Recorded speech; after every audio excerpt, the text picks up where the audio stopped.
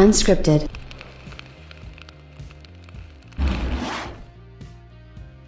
Sony did a pretty tremendous thing today. They pretty much just did what they had to do in response to what Microsoft was doing. Now, if you didn't know, Microsoft has absolutely lifted the review embargoes for the Xbox Series X, and so all the big outlets are actually coming out with their big reviews on the console.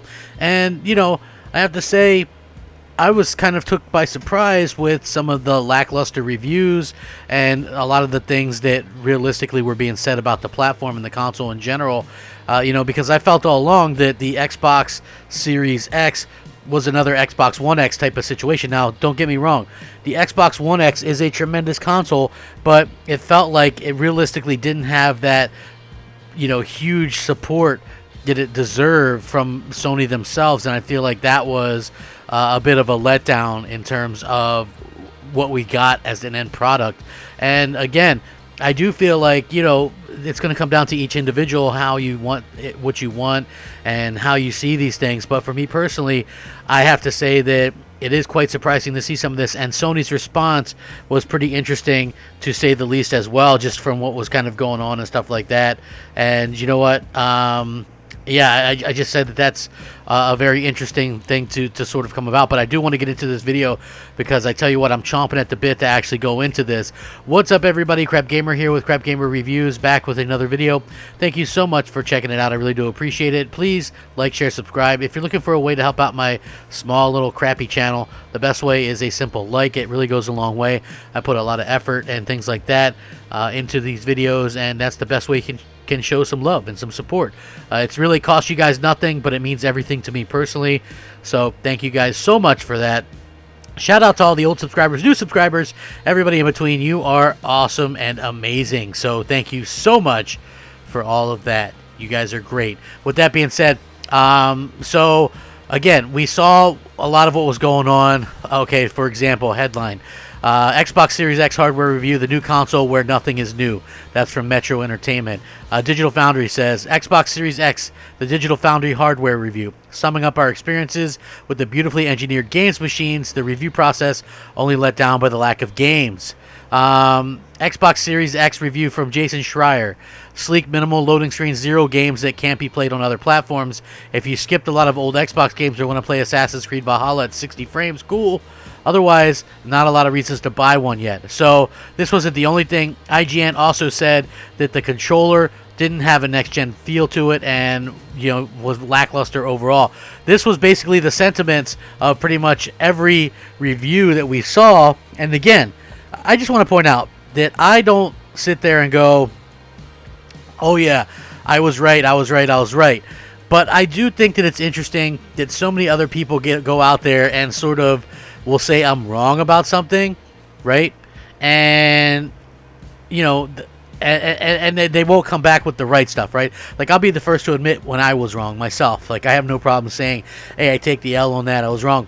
Years ago, when I started to see, you know, Microsoft was getting these developers and stuff like that, and I was looking at their portfolios and what they were making and how much support they'd have to put into those games, I said, from the looks of it, we probably won't see anything from these studios till 2023, 2024, somewhere in between there. People called me every name in the book. I was a fearmonger. I was a hater. I was a flip-flopper. I was a radical. Like, I was literally called every name in the book. And now, you know what?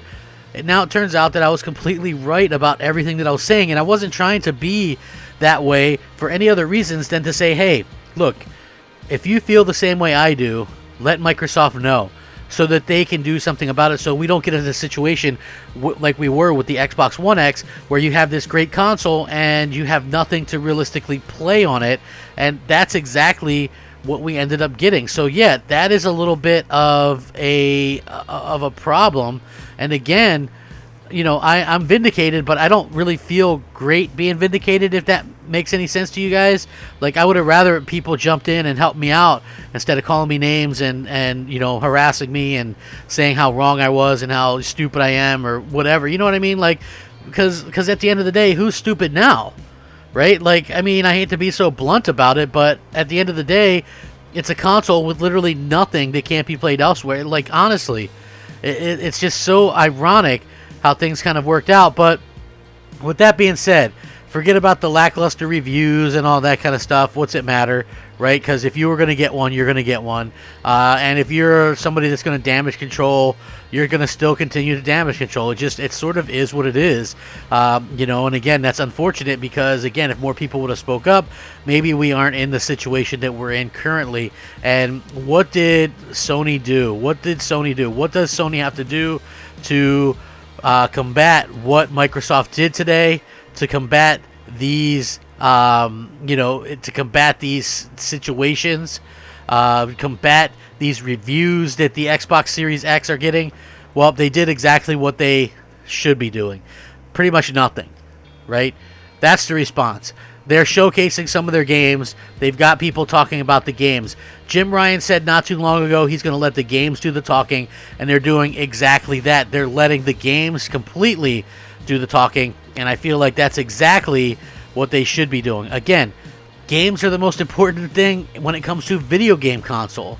If you don't have them, how can you expect people to really be all in on your platform? Like, I know that a lot of people probably won't want to hear that, but it's just the truth. And I know that, like, a lot of people are under the impression or whatever, they give a lot of hate or whatever because you might like exclusives or whatever. But for me personally, these exclusives, and they set the consoles apart. They do, honestly. They set everything apart. They're the entire reason to have multiple different consoles, right? Forget everything else. Just in general, Nintendo are known for the Nintendo stuff. Microsoft's known for the Microsoft stuff. And, PlayStation's known for the PlayStation stuff. That's the reason why you get different consoles. And again, I've been over this quite a bit. If you were to have every game on every platform, 2 of the 3 console makers would be out of business within a year or so and would just strictly be third party, leaving us with one overlord console maker. They could feel free to charge and do whatever they want, and we'd kind of be at their mercy, and there would be no competition, no innovation, and we'd feel completely flat within a very short amount of time. So again, I say they're very important. If they weren't important, Microsoft wouldn't have bought Bethesda. They wouldn't be doing the stuff that they're doing. But again, they basically gave up in 2013. This company literally gave up in 2013. And some people don't believe me. I get it. You don't want to believe me that they gave up in 2013, or 2015, excuse me. But look at it. 2015 is that time where, they canceled games. They closed down a bunch of studios. And basically, 2015 was the last AAA exclusive that they announced, which was Sea of Thieves in 2015. Now they've announced Avowed since then, which looks like it was in production before Microsoft even bought the Obsidian. So realistically, the only AAA exclusive that Microsoft has in production was something that they bought after they bought another studio. So think about that. This means that they literally gave up at a particular point in time, and that's what I'm trying to say. That's super unfortunate because we're gamers, man, and we deserve better. We honestly did. We deserve better, and I'm always there on the front line saying, hey, we deserve better, and they could have done a better job for us.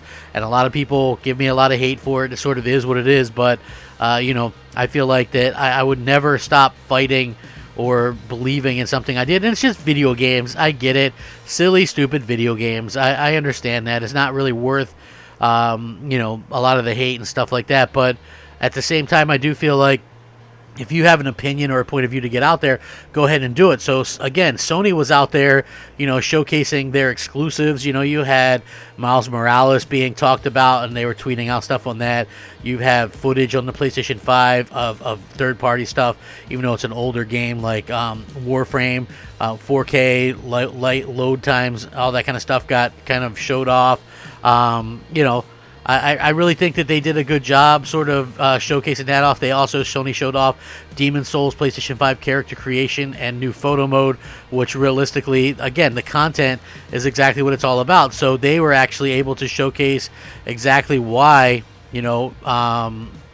people should buy their next-gen console. And to be honest with you, they give a really strong argument as to why people should buy their next-gen console, because these games look absolutely phenomenal and they look next-gen. And so I have a feeling when people start to get out there and review start to review the PS5, we're going to start to see probably better scores, and people are going to be thinking it's media bias or this or that or the other thing.